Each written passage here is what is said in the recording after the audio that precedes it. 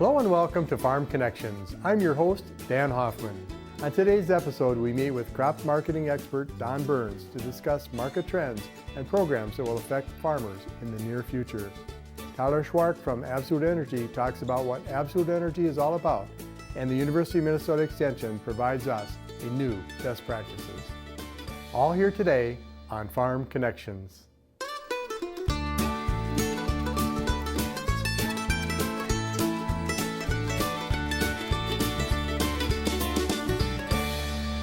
Welcome to Farm Connections with your host, Dan Hoffman.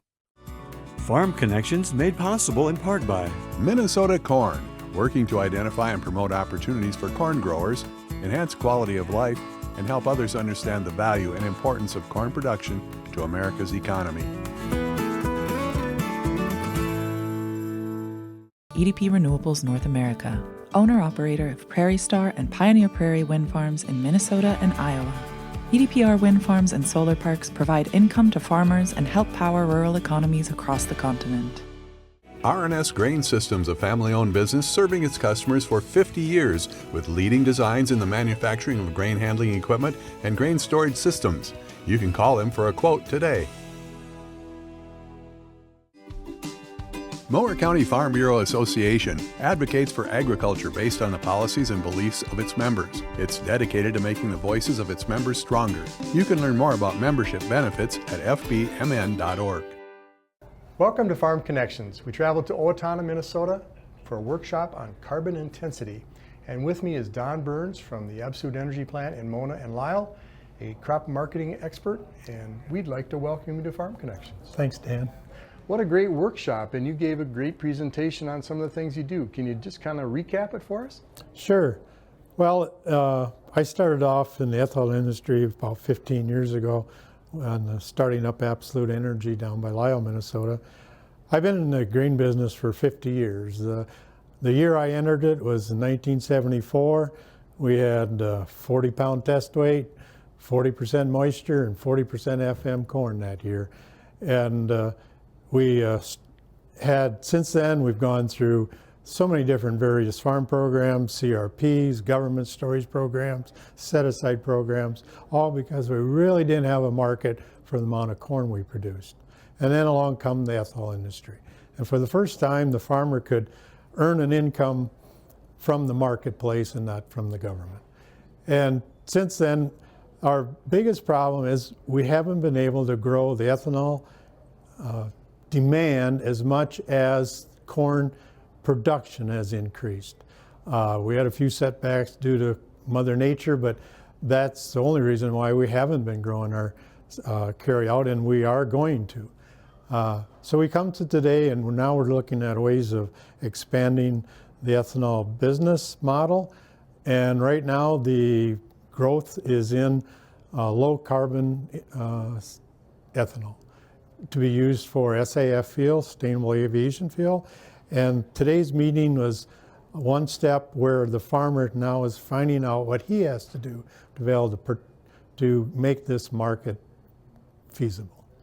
That's a nice recap. And Don, much of our audience won't know about 40-40-40, but when I hear 40% foreign material, I think that's pretty junky. There's a lot of chaff, there's other things in there besides just grain.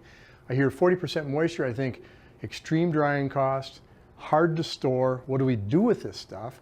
And then when I hear about 40 test weight, we need 56 pounds in it to be at a standard US number 2 grain corn, right? Right. So 40 is a huge discount. So we got stress, right? We got stress in the market. What do we do with this grain? You talked about ethanol. And of course we know that that's come about because farmers and other industry leaders came together and said, hey, let's do something about smoggy, dirty air. When you talked about carryout, what are you talking about? Well, carryout, at the end of the year, we got so many bushels left in the bin. And the price of corn is directly related to how many bushels are left in the bin at the end of the marketing year. If we can be under 1.5 billion bushels, we're looking at a price about $1.50 higher than we are today. But if we're looking at a carryout of 3 billion bushels, price projections are going to be probably $1 lower than we actually are today. And I don't know one farmer this spring that doesn't plant an acre of corn where he's not planting 200 bushel corn. That's his goal, maybe 250. So we've got to, and as the farmer keeps getting better and better and better, we got to keep expanding his market. And we've been capped at about a 10% inclusion rate into the fuel market since the RFS come out. In fact, in 2022, after 20 years, we're only at 10.6% inclusion rate. We have not gained much in the market. So we've got to look at other markets to ship ethanol to expand, to help use up this production potential that is going to happen. Someday we're going to hit a trifecta and we're going to have a 3+ billion bushel carryout. And we're going to have it for several years. So the marketplace is saying we want carbon intensity score low corn to make into a fuel for jet airplanes called sustainable aviation fuel.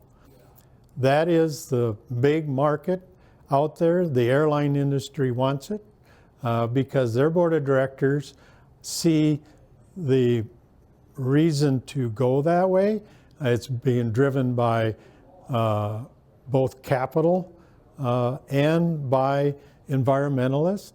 Whether we agree to it or not really doesn't matter. It's all about business, producing a product that the consumer wants and willing to pay for. And that's where today's meeting is one of the first steps of educating the farmer about how to make that product that the consumer wants. Now, when you talk about carryout and surplus, I understand that suppresses the market. But as a person that loves to eat, I always want one more bushel in the granary. One more bushel. So we need to have farmers that produce a lot. Otherwise, we don't have choices. Or if we have low quality some year, correct? Correct.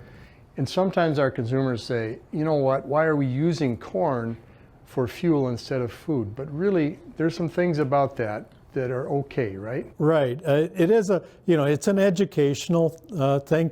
First thing people think of corn is they think of sweet corn because that's what they eat. The number of acres of sweet corn is relatively small because we don't consume that much. We're not using sweet corn to make ethanol. There was in Iowa we have what they call the Field of Dreams. And 2 years ago they had the first National League baseball game at the Field of Dreams.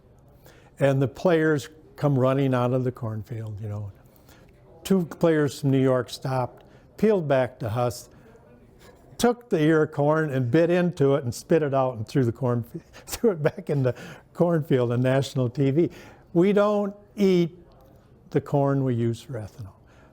Indirectly we do because we make several different co-products out of that corn in the process. Of course, we make ethanol, which takes 1/3 of the bushel. We make DDGs, which is 1/3 of the bushel. And then we also make corn oil. And the DDGs goes into feeding beef, pork, dairy guys use it in their ration. It is a very valuable source of protein for livestock.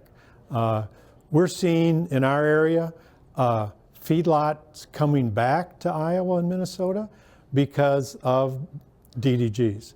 It is a ruminant bypass protein which is second to none for feeding cattle. We're seeing producers up to 4 pounds a day of gain in beef cattle who are on our product. We call it a modified distiller's grain product. So they're able to be competitive with the big feedlots of Texas. And that's been one of the side benefits of the ethanol industry. Pork industry loves it. It helps both be a corn product for their ration, which extends their corn. It's also a protein source, so it also helps lower the amount of soybean meal they need to add. So the ethanol is not actually decreasing food we eat, it's actually increasing. Great points. And you talked about RFS, or renewable fuel standards. With all these good things that can come from a biofuel like ethanol, why are we only at 10% or slightly above in inclusion with our other petroleum-based products? Well, The only way we can get the ethanol to the consumer is through an oil company, because he blends it with gasoline to be an oxygenator. Without it, your engine would knock. The oxygenator meaning ethanol. Ethanol, yeah. Without it, it would not. Back in the 70s, when we were running around buying our first car at age 16, we'd pull up to the pump and you'd see the sign that says contain lead. That was the additive to keep the engine from knocking. Well, they found out what lead did, and so they discontinued using lead. The oil industry said, well, we got a replacement called MBT, which they started putting into the gasoline. Well, all of a sudden we found out that that was a carcinogenic, water-soluble carcinogenic, and it got into the groundwater, especially in areas where it's sandy ground. Madison, Wisconsin was one of the first to find out about it. That speared the drive to find a replacement, and ethanol industry was thus reincarnated. Certainly some great benefits to ethanol, especially to places that are lucky enough to grow corn and have ethanol plants. A huge tax base, both real estate and also from workers on their W-2s, for example. Today was about something called carbon intensity. So I'm thinking you certainly showed it today, your company used some leadership, some forethought on what could possibly happen. What's your vision? Well, the vision is continually working towards a better environment and putting a value on it. That's where emotion and politics get involved. But the bottom line is, we need a national energy policy. We need to make the decision about air quality, where we're going to derive our energy sources going forward. We're not manufacturing any oil today. We're not manufacturing any more natural gas today. Once we pull that out of the ground, it's not being remanufactured, where ethanol and many of the other biofuels are all renewable. We produce a crop every year, and it's something that, if you look at the long term, is how society will survive 2, 3, 400,000 years from today. Oil and gas is going to be gone at some point, or it'll be too high price even to get. Granted, we need some of it for some purposes, but the direction of designing an energy program that's based on renewable is the right direction to go.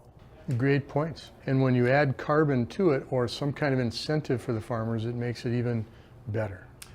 Well, that's the other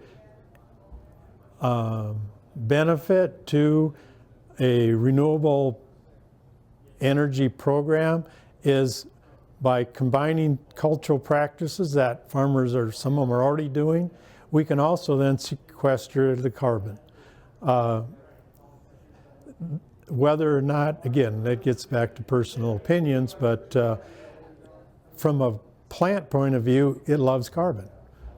So anything that helps increase carbon in the soil is going to help the plant, help generate better yields, produce more renewable energy, and we've completed a cycle that can be carried on for as long as we want. Well, I'm certainly hearing the advantages to our air quality and ground quality, but also when you put the carbon part in there and incentivize farmers to do the right thing for conservation for the soil, isn't that helping our waterways stay cleaner, our ditches stay cleaner, our snowbanks stay cleaner? Well, yes, because as they mentioned in the meeting, if we can stabilize the soil, have a root structure from various types of plants that help stabilize the NP and K we're putting out here, that'll help clean up our streams and add benefit to all humanity. Where the American farmer has probably been maybe characterized in the wrong way versus today's American farmer.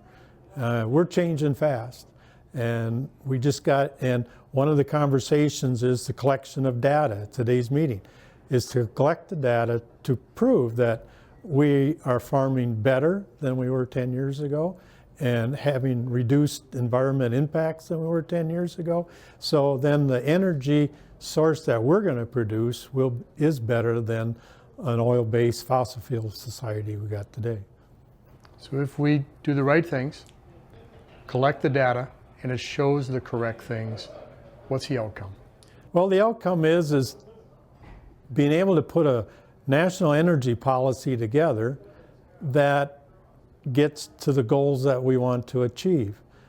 Cleaner air, cleaner water, safe food, safe energy, and an energy source that will be here for generations to come. It was a great meeting, and I love the comments you gave today. Very knowledgeable. Thank you. Stay tuned for more on Farm Connections. Farm Connections Best Practices, brought to you by Absolute Energy and AgVantage Software. Hi, I'm Liz Stahl, Extension Educator in Crops with the University of Minnesota Extension, and for today's Best Practices segment, I'm going to talk about cover crop termination. Now, if you're planting a cover crop and you're planning to have a cash crop after that cover crop, effective termination is really key to help make sure that you don't have that that cover crop compete with your cash crop, because it can compete for light, nutrients, water, and again, ultimately affecting yield, which again is something that you don't want to happen when you're planting a cover crop. So again, effective termination is key. Well, University of Minnesota researchers, we've done some different research looking at different herbicide options for cover crop termination, and also some mechanical options. Now, when we look at the herbicide trials that we've done, all those treatments that had glyphosate, that's the active ingredient in Roundup, for example, those are the most effective at terminating a cover crop. Now, it's important to note that we did use a full rate of glyphosate in these treatments. Why I mention that is because we know that glyphosate, for example, works best when you have day temperatures above 60 degrees and then your nighttime temperatures don't drop below 40 degrees. It's pretty tough to get that in the spring here in Minnesota.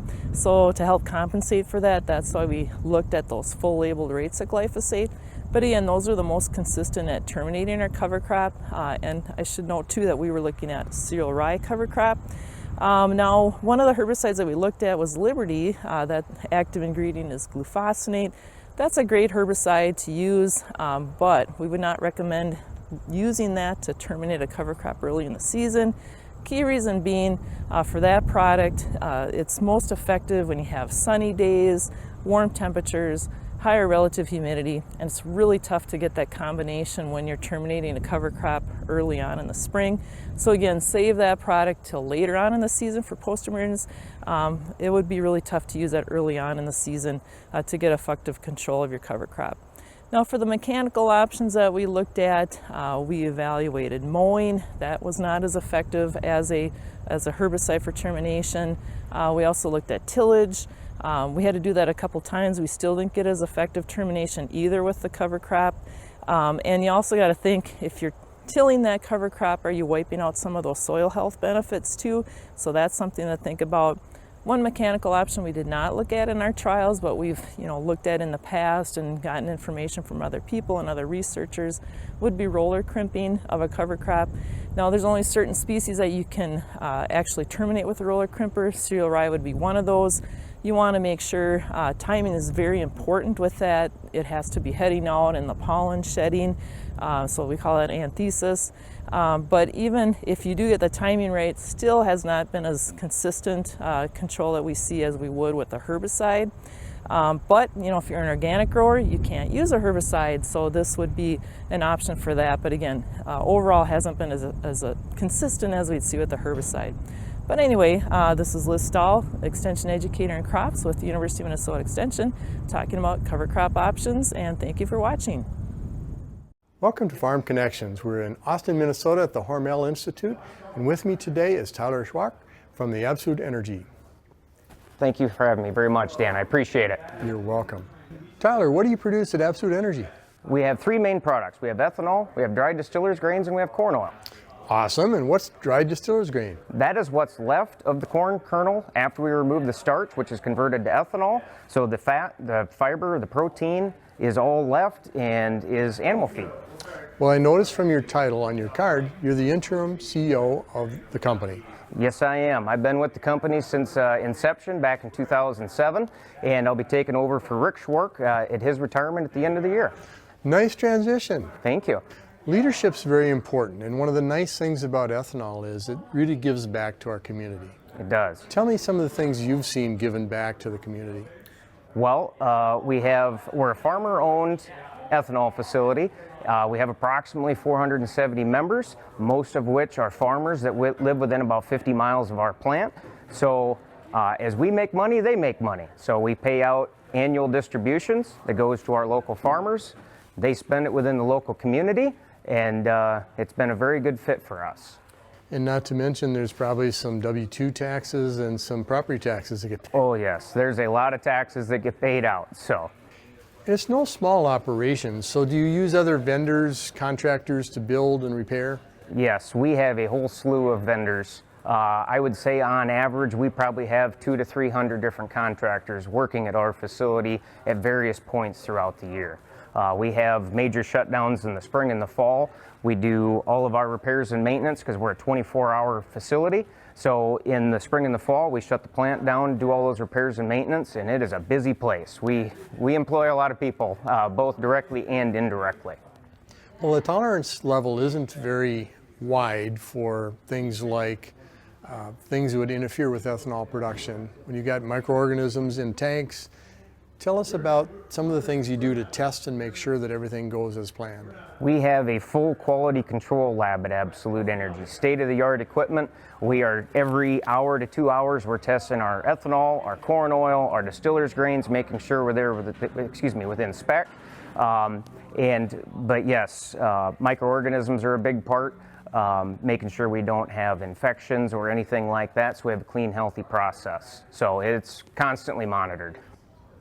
Tyler, there's other sources of energy besides gasoline or ethanol.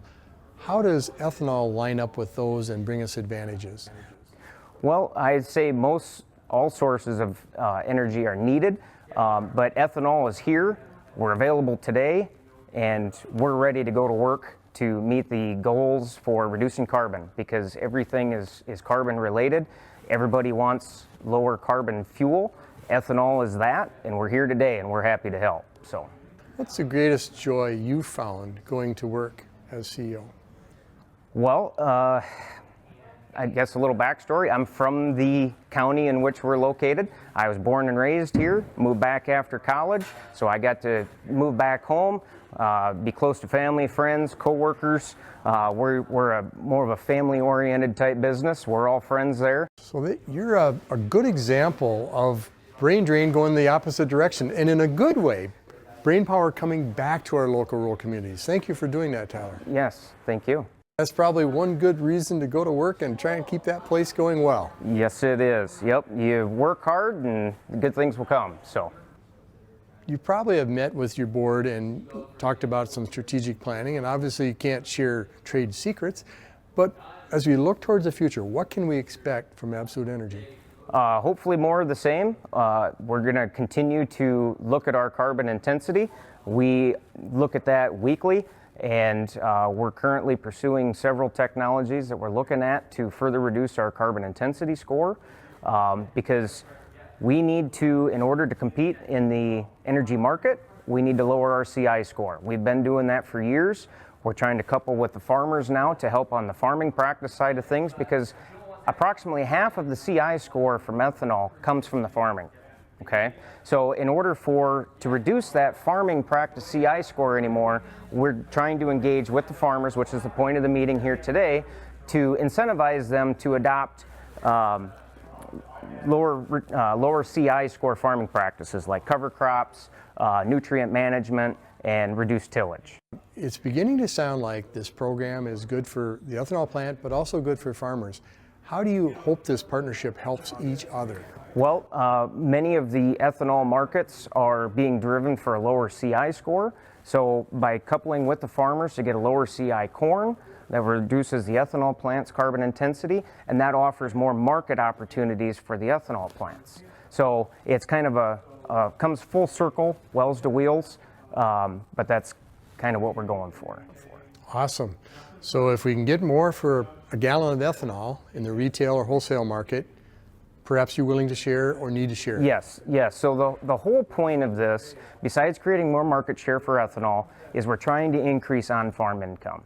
As there's more market for ethanol, there's more market for corn. That raises prices. On-farm income increases, which is not only good for the farmer, it's good for everybody in agribusiness, the co-ops, the manufacturers of equipment, local communities. Awesome. Tyler, do you have a website where our audience can go to learn more about Absolute Energy and ethanol? Yes, www.absenergy.org. Thank you, and appreciate you joining us today. Thank you very much. My pleasure. Well, that will just about do it from here. I'm Dan Hoffman. Thanks again for joining us on Farm Connections.